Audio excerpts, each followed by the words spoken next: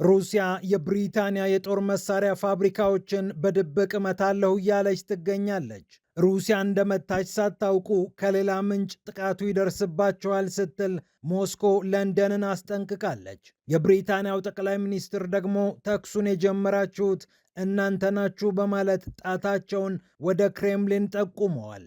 ሩሲያ እንዲህ ባለ የእርግጠኝነት ደረጃ የብሪታንያን የመሳሪያ ፋብሪካዎች እመታለሁ ወይም አስመታለሁ ማለቷ በኔቶና በሩሲያ መካከል በይፋ ጦርነት ሊያስነሳ እንደሚችል እየተሰጋ ይገኛል። ጉዳዩን እንመለከተዋለን። አሜሪካ ደግሞ ኢራን ላይ ከባዱን ኢኮኖሚያዊ ዘመቻ ሀብዬ ጀምሬያለሁ ብላለች።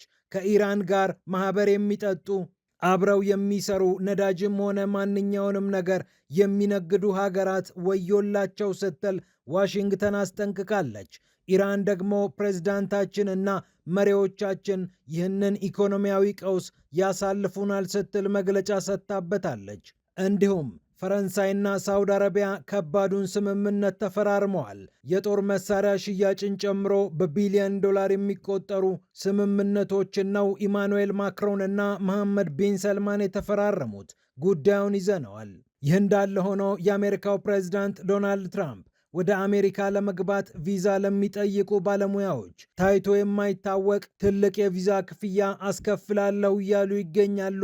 ጉዳዩ ትኩረትን አግኝቷል። እንመለከተዋለን። ፒያሳ ኔትወርክን ስትከታተሉ ሁሉንም በጥልቀት ታገኛላችሁ። ፒያሳ ኔትወርክን ሰብስክራይብ፣ ላይክ እና ሼር በማድረግ የፈጣን የተአማኒና የጥልቅ ዘገባዎች ቤተሰቡን ስንል በአክብሮት እንጋብዛለን። ብስራት ከፈለኝ ነኝ። አሁን ወደ ጉዳዮቻችን አለፍን።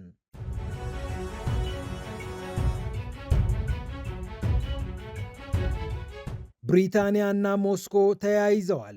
ክሬምሊን በድጋሚ መግለጫ አውጥቷል። የብሪታንያው ጠቅላይ ሚኒስትር ኤንዲ በርንሃም ደግሞ ተኩሱን የጀመራችሁት እናንተ ናችሁ፣ ወደ እኔ ጣታችሁን አትቀስሩ እያሉ ይገኛሉ። የዩናይትድ ኪንግደም የድሮን ፋብሪካዎች ካልታወቁ ምንጮች ይመታሉ ስትል ሩሲያ አሳውቃለች። የክሬምሊን አማካሪው አንድሬ ፌዶሮቭ ናቸው ለቢቢሲ ይህንን የተናገሩት። የስካልፕ ሚሳኤል ንድፎችን ለዩክሬን አስረክባለሁ ብለው ኪየቭ የተገኙት የብሪታንያው ጠቅላይ ሚኒስትር ያስነሱት አቧራ እንዲህ በቀላሉ የሚሰክን አልሆነም። ጥቃቱ ከሩሲያ በቀጥታ ላይመጣ ይችላል፣ በተለያዩ ምንጮች ግን ጥቃት ሊፈጸም ይችላል ስትል ሩሲያ በትልቁ አስጠንቅቃለች። እነዚህ የብሪታንያ ፋብሪካዎች የተባሉት በዩክሬን የሚተከሉትን ነው ወይስ እዛው ብሪታንያ ምድር ላይ ያሉትን ነው የሚለውም ጉዳይ በአንድሬ ፌዶሮቭ ግልጽ አልተደረገም። ጥቃቱ ባልታወቀ ሁኔታ እንደሚፈጸም ግን እናረጋግጥላችኋለን ብለዋል የክሬምሊኑ አማካሪ።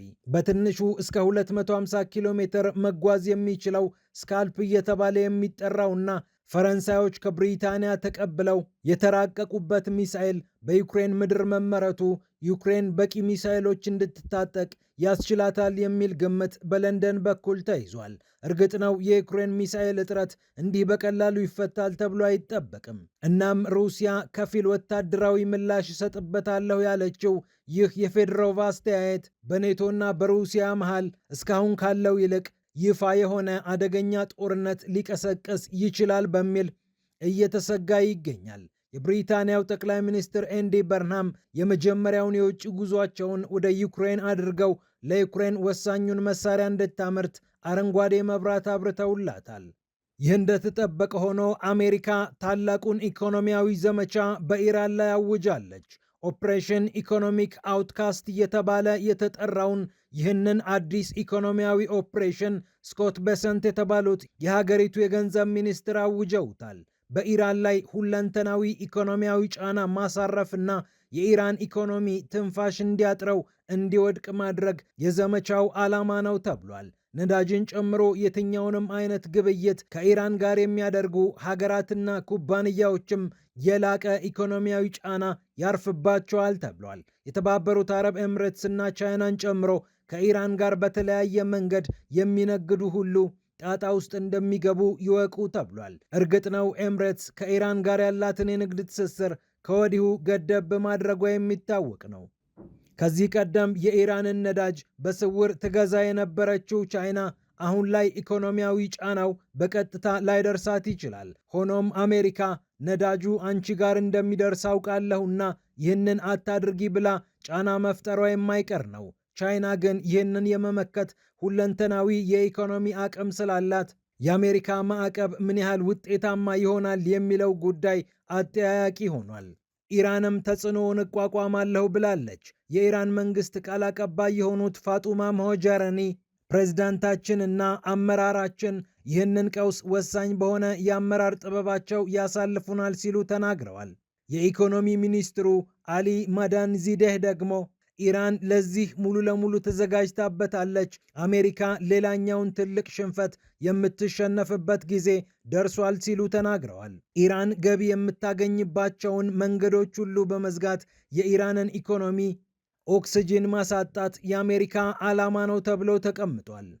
በአሜሪካና በኢራን መካከል ያለውን ውጥረት በረድ ለማድረግ ፓኪስታን አሁንም እየሰራች ሲሆን ተስፋ አለ ስትል ለመገናኛ ብዙሃን አሳውቃለች። የፓኪስታን ወታደራዊ አዛዦች ወደ ቴህራን ማቅናታቸውም የሚታወቅ ነው።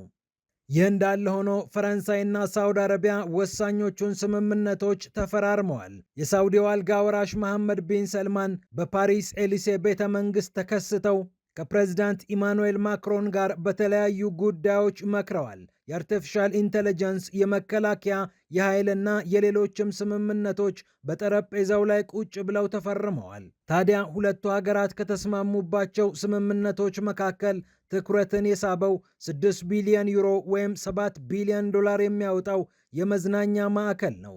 በፓሪስ ሰሜን ምዕራብ አካባቢ የሚገነባው ይህ ግዙፍ ማዕከል የፈረንሳዩ ወይም የፓሪሱ ዲዝኒ የሚል መጠሪያ ከወዲሁ አግኝቷል። ከፓሪስ 30 ኪሎ ሜትር በሰሜን ምዕራብ በኩል የሚርቀው ይህ ስፍራ 22,000 የሚሆኑ ሥራ ዕድሎችን ለፈረንሳውያን እንደሚፈጥር ተነግሯል። ሳውዲ አረቢያ ይህንን ማዕከል በመገንባት ለፈረንሳዮች የሥራ ዕድል ፈጥራ አብራ ነግዳ የጦር መሳሪያ ሸምታ ቴክኖሎጂ ተቀብላ ድል በድል መሆን ፈልጋለች ነው የተባለው። የአርቲፊሻል ኢንተለጀንስ እና የሳይበር ደህንነትን እንዲሁም ወታደራዊ ስልጠናዎችንም በተመለከተ ፈረንሳይ ለሳውዲ አረቢያ እጇን እንደምትዘረጋ ይጠበቃል።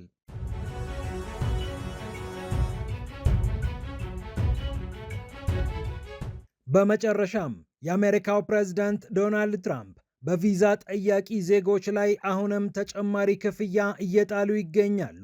አሁን በምክረ ሐሳብ ደረጃ ቀርቧል የተባለው ኤች1ቢ ቪዛ እየተባለ የሚጠራውን የቪዛ አሰራር ይመለከታል። ለዚህ የቪዛ አይነት ከዚህ ቀደም $100,000 መከፈል አለበት ብለው ጥያቄ ጠይቀው ነበር። ይህ ቪዛ ወደ አሜሪካ ለሚገቡ ባለሙያዎች የተቀመጠ የቪዛ አይነት ነው። ከዚህም በተጨማሪ ልዩ ክህሎት ላላቸው ባለሙያዎች ነው ይህ ቪዛ የተቀመጠው። አሜሪካ በዓመት 65,000 የሚሆኑ የኤች1ቢ ቪዛዎችን በየዓመቱ ታዘጋጃለች። እጅግ የላቀ አቅም ያላቸው ምሁራንና ባለሙያዎች ከመጡ በሚልም 20,000 የሚሆኑ ተጨማሪ ቪዛዎችን በተጠባባቂነት ታስቀምጣለች። እነዚህ ባለሙያዎች እጅግ የተራቀቀ ዕውቀትና የሥራ ልምድ ያላቸው እንደሆኑ ይታመንባቸዋል። ታዲያ የትራምፕ አስተዳደር ሰዎች አንድ ነገር አልወደዱም። እነዚህ ባለሙያዎች ወደ አሜሪካ ገብተው የአሜሪካውያንን የሥራ ዕድል መውሰዳቸውን ነው ያልወደዱት። የአሜሪካው ምክትል ፕሬዝዳንት ጄዲ ቫንስም ፕሬዝዳንቱ ዶናልድ ትራምፕም ይህንን በተደጋጋሚ ተናግረዋል። ጄዲ ቫንስ ሲናገሩ እነዚህ ግዙፍ ኩባንያዎች ሰራተኞችን የሚፈልጉ ከሆነ ለምን አሜሪካውያንን አሰልጥነው አይቀጥሩም ብለዋል። ትራምፕም አሜሪካውያንን እንዳይቀጥሩ እነዚህ ባለሙያዎች በባለሙያነት ስም እየገቡ ስራ ዕድላችንን እያበላሹብን ነው ብለው ተናግረዋል። በዚህም ምክንያት ከዚህ ቀደም $3,000 ገደማ ሲጠየቅበት የነበረውን ቪዛ አሁን 100,000 እና 103,000 ካልከፈላችሁበት ብለው ፕሬዝዳንት ትራምፕ እየተከራከሩ ይገኛሉ።